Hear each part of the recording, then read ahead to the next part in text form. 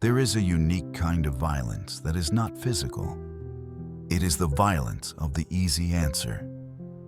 It happens when you are in the depths of a profound and personal crisis. A grief, a diagnosis, a betrayal, and someone, often with the best of intentions, offers you a neat, tidy, spiritual platitude. Everything happens for a reason. God is just testing you. What doesn't kill you makes you stronger. And in that moment, your suffering is not just unacknowledged, it is dismissed. Your complex, brutal lived reality is flattened and invalidated by a simple, pre-packaged formula. It is a profound intellectual and spiritual insult.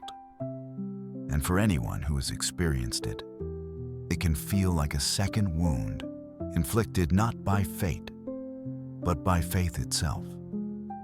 There is one book in the heart of the Bible that is dedicated in its entirety to waging war on the violence of the easy answer.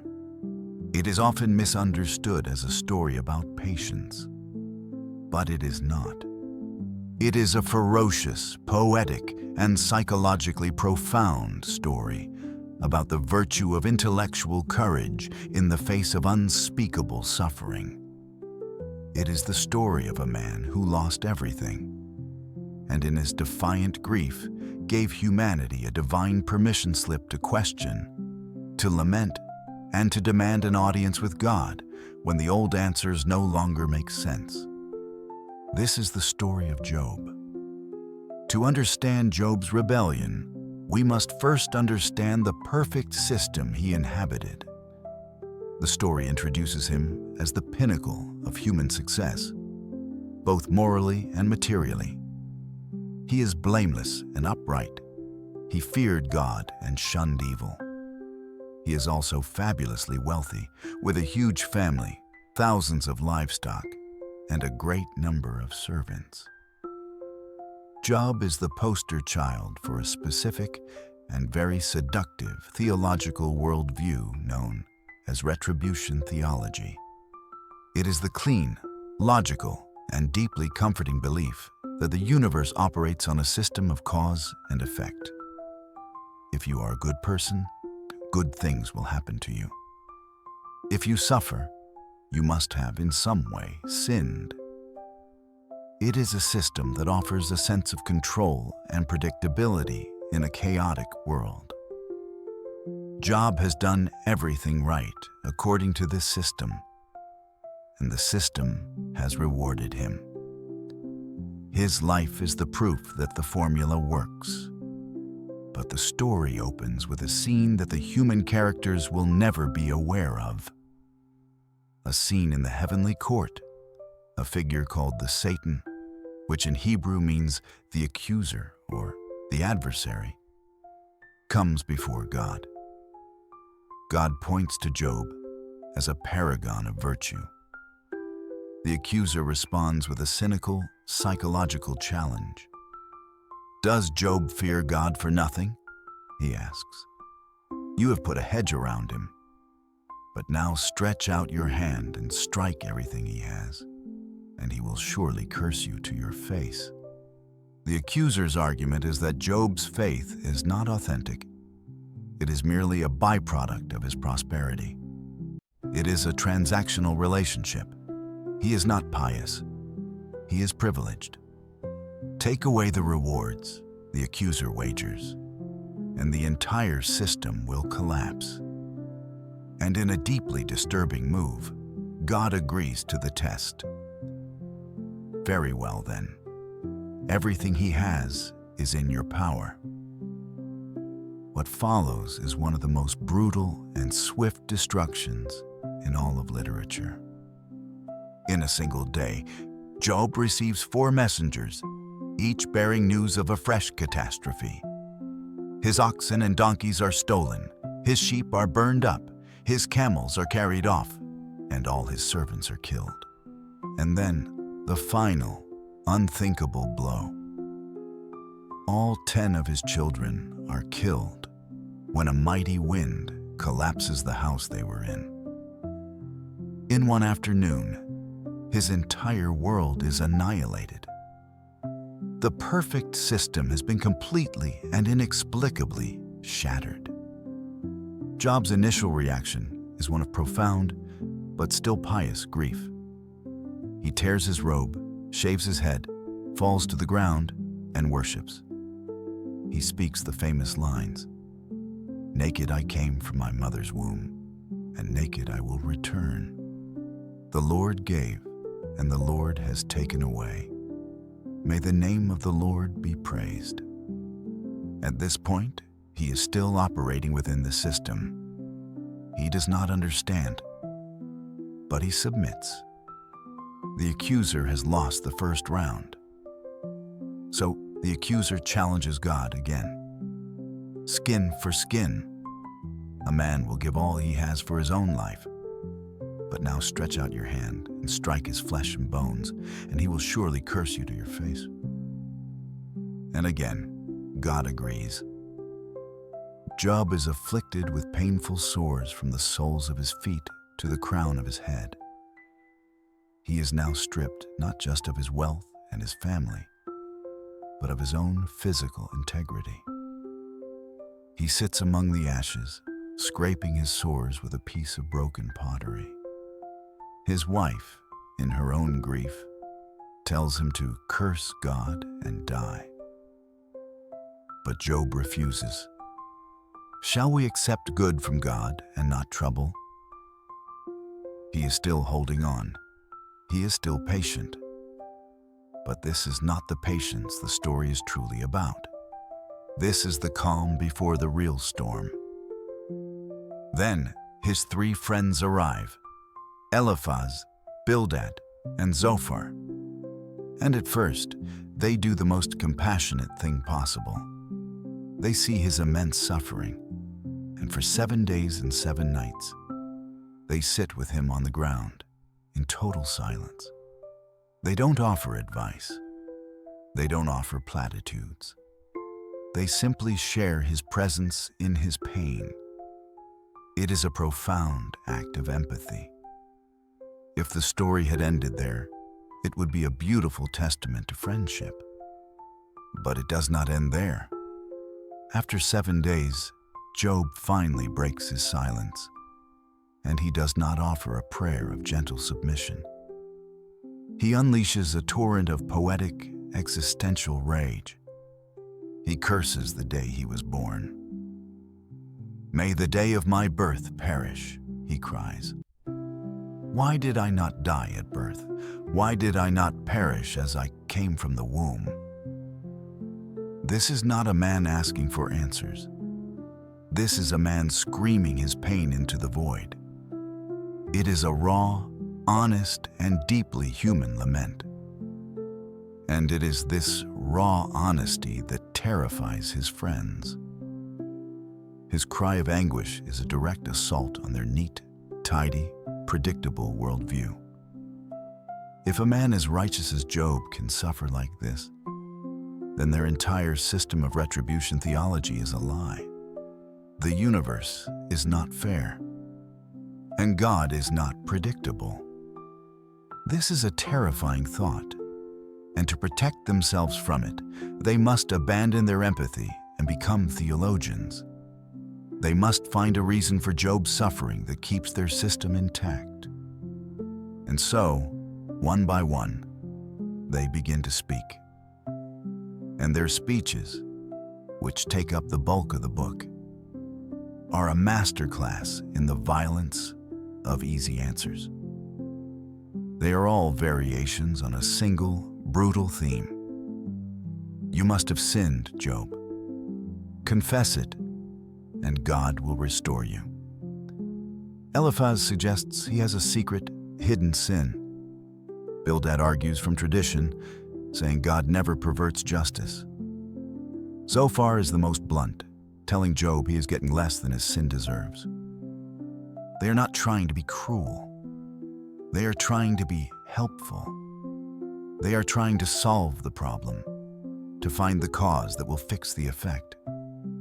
They are the defenders of the old blueprint. the system that has always worked for them. They are the well-meaning friend who, upon hearing of your cancer diagnosis, asks if you've tried drinking more green tea. They are trying to reduce the terrifying mystery of suffering to a simple, manageable formula. And this is where Job's true greatness, his intellectual and spiritual courage, emerges. He refuses. He absolutely, tenaciously, and furiously refuses to accept their easy answers. He knows their system. He believed in it his whole life. But his own lived, brutal experience now contradicts it.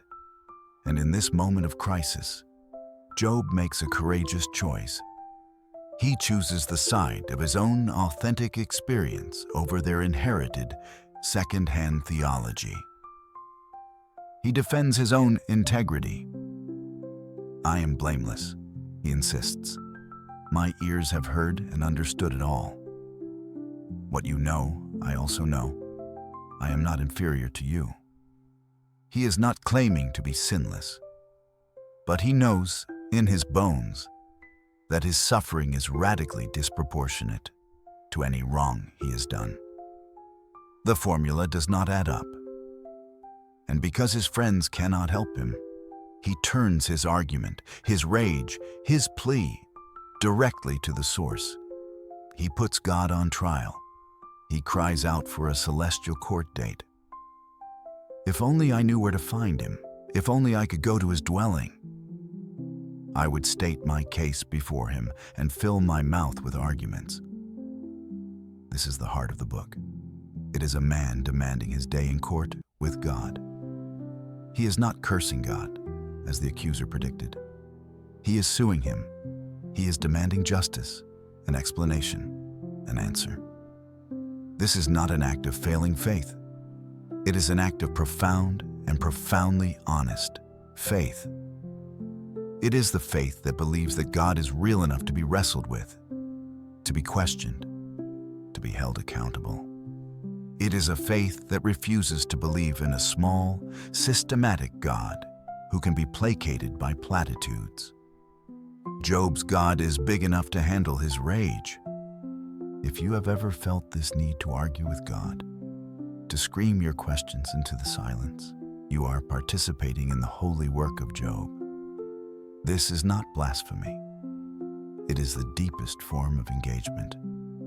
After 35 chapters of this raw, poetic, and unresolved debate, something new happens.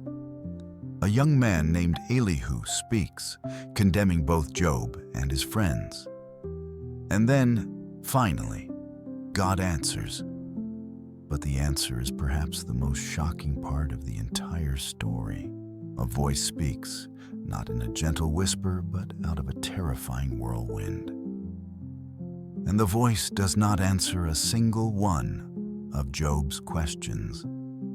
It does not explain the heavenly wager. It does not justify the suffering. It does not apologize. Instead, God unleashes a torrent of cosmic poetry, a series of counter-questions that are designed to decenter Job and shatter his human-centric worldview. "Where were you when I laid the earth's foundation?" God asks. "Have you ever given orders to the morning or shown the dawn its place?"